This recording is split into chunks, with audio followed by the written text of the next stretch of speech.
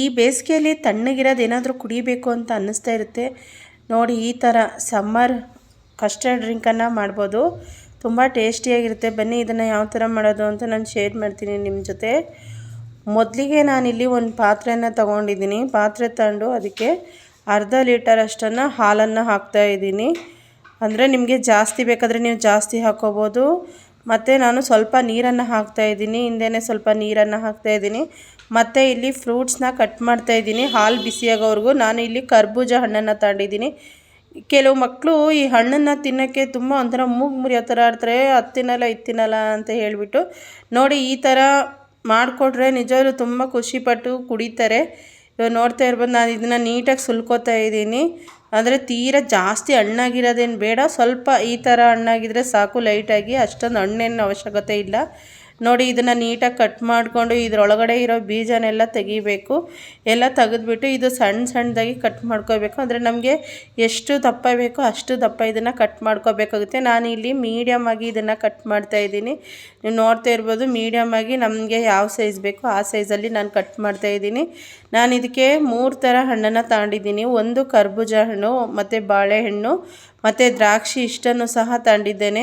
ಇಷ್ಟು ತಗೊಂಡು ನಾನು ನೀಟಾಗಿ ಮೀಡಿಯಮ್ ಸೈಜಲ್ಲಿ ಕಟ್ ಮಾಡ್ತಾಯಿದ್ದೀನಿ. ತೀರಾ ಸಣ್ಣಗೆ ಬೇಕಾದರೂ ಕಟ್ ಮಾಡ್ಕೋಬೋದು, ಆದರೆ ನಾನಿಲ್ಲ ಇಲ್ಲಿ ಮೀಡಿಯಮ್ ಸೈಜಲ್ಲಿ ಕಟ್ ಮಾಡ್ಕೊತಾ ಇದ್ದೀನಿ. ನೀವು ನೋಡ್ತಾ ಇರ್ಬೋದು, ಇದು ನಿಜವಾಗ್ಲೂ ತುಂಬ ಚೆನ್ನಾಗಿರುತ್ತೆ.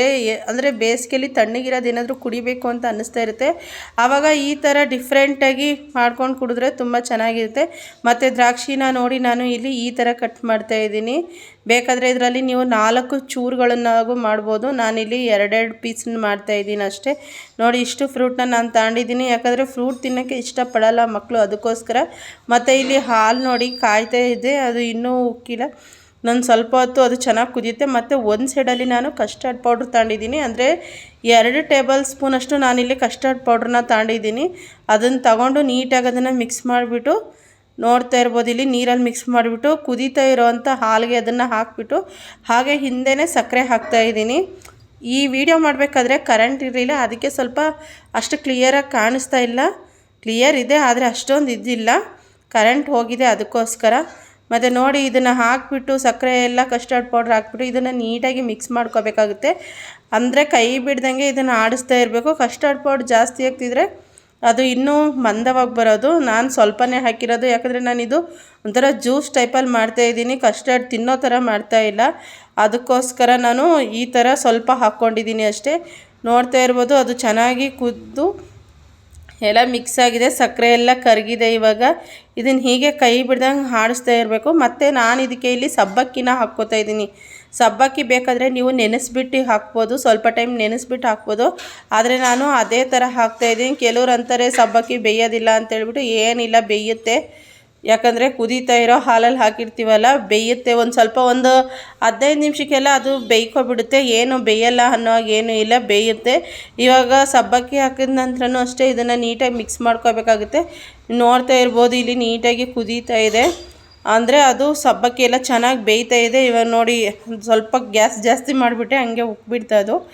ನೋಡ್ತಾ ಇರ್ಬೋದು ಇಲ್ಲಿ ನೀಟಾಗಿ ಅದು ಸಬ್ಬಕ್ಕಿ ಕುದೀತಾ ಇದೆಯಲ್ಲ, ಅದಕ್ಕೋಸ್ಕರ ಆ ಥರ ನೊರೆ ಬರ್ತಾ ಇದೆ ಅದು. ನೋಡಿ ನೀಟಾಗಿ ಇದೆಲ್ಲ ರೆಡಿಯಾಗಿದೆ.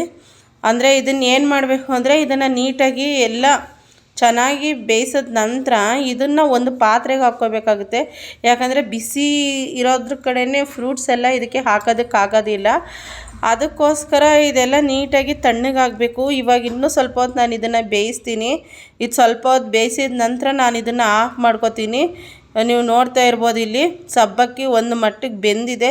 ಏನು ಗೊತ್ತಾ, ಸಬ್ಬಕ್ಕಿ ಬೆಂದೇ ಇಲ್ಲ ಅನ್ನೋ ಥರ ಕಾಣಿಸುತ್ತೆ, ಆದರೆ ಬಿಸಿಲಿರುತ್ತಲ್ಲ ನಿಜವಲ್ಲೂ ಅದು ಬೆಂದಿರುತ್ತೆ, ಅದು ಕಾಣಿಸೋದು ಹಾಗೆ. ಇವಾಗ ಇದು ಬೆಂದು ರೆಡಿಯಾಗಿದೆ. ನಾನಿವಾಗ ಇದನ್ನು ಇನ್ನೊಂದು ಪಾತ್ರೆಗೆ ಹಾಕ್ಕೋತಾ ಇದ್ದೀನಿ.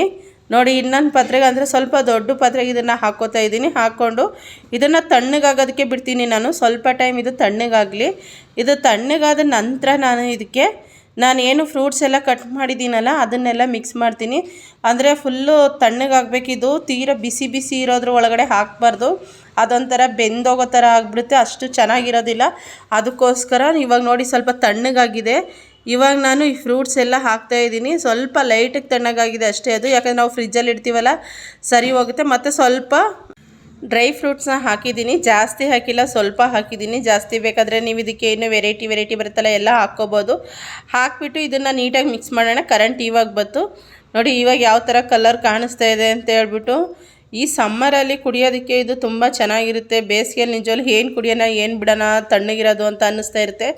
ಈ ಥರ ಮಾಡಿದ್ರೆ ಮಕ್ಕಳು ಸಹ ತುಂಬ ಇಷ್ಟಪಟ್ಟು ಕುಡಿತಾರೆ.